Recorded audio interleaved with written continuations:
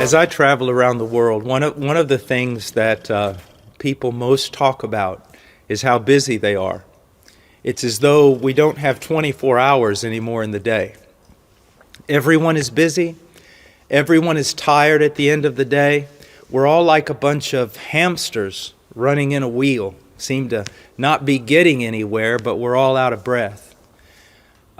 This has a tremendous and terrible impact on our Christian life. There was a secular psychiatrist, I forget his name, and I don't often quote secular psychiatrists, but he said something like this. There is a saying in English that hurry is of the devil. And he said, no, that's not true. Hurry is the devil.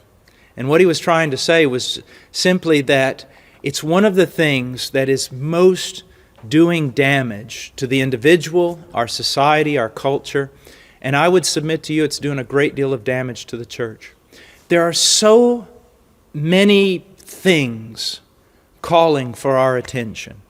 And now that we have this explosion of the internet with Twitter and Facebook and websites and such an overload of information, we have less time than ever.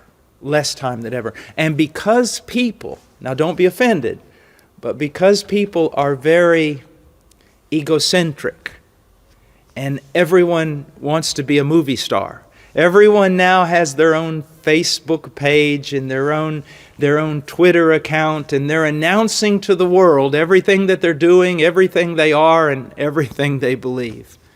Now, some of that, I suppose, could be good, but a lot of it's just a waste of time. Now, the question is, since everyone is so busy, what can we do to affect this problem? Well, first of all, we need to realize something. That we are not called by God to do everything. We are called by God to do His will. So, if we're going to order our life, we must know what God's will is, and that is found in the Scriptures. You know, it seems like every question someone has, the answer is always this: go back into the Scriptures, read the Word, and find out what He has to say. But the way I handle all of this, because it also affects me, is I set priorities. Hopefully they're not my priorities, but they're God's priority. What is my number one priority every day? Number one priority. I would have to say it is meeting with God. Spending time in the Word and spending time in prayer. Because it impacts my entire life. If I don't do it, I'm disobedient. And if I don't do it, I'm no good to anyone. Do you know Martin Luther said?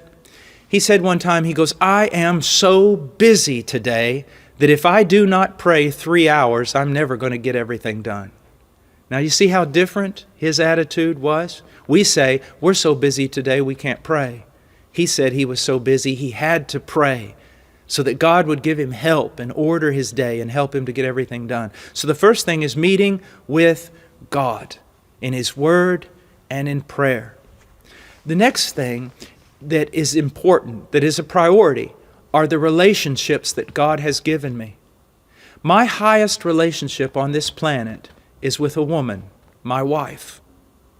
I must make sure that I'm fulfilling my duties, relational duties, friendship, communication with my wife. After that, my greatest and most important task as a father, and especially since we homeschool, is to pour my life into my children.